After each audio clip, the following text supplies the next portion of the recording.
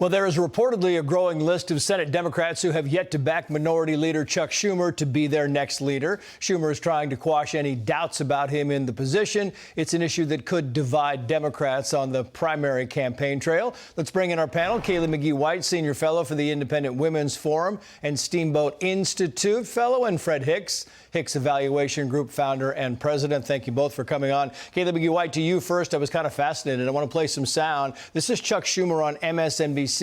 Trying to convince the world that the Democrats are united. Watch.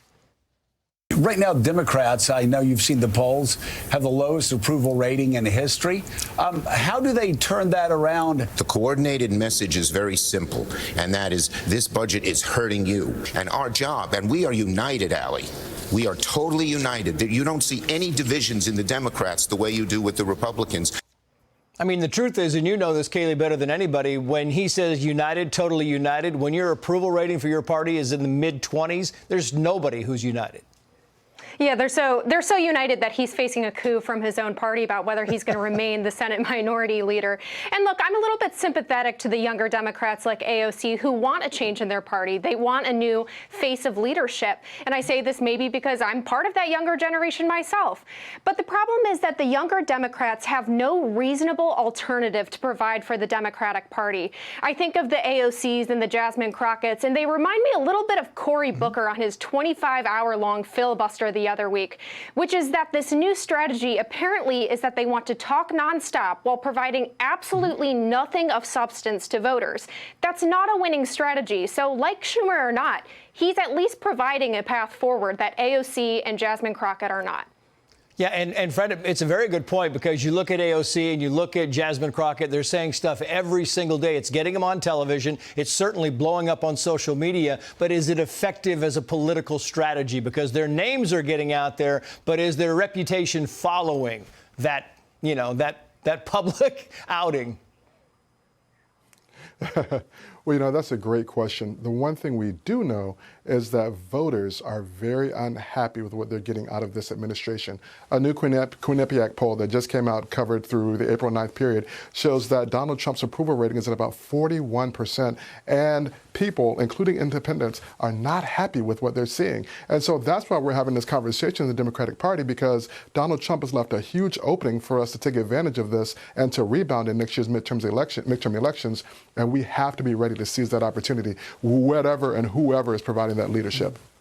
Kaylee, how would you respond to that? Because, you look at different polls and you look at the people that we talk to, and the president is doing exactly what he campaigned on doing, exactly why he won and said he would do. And there seems to be a lot of Americans who are pleased with the way things are going.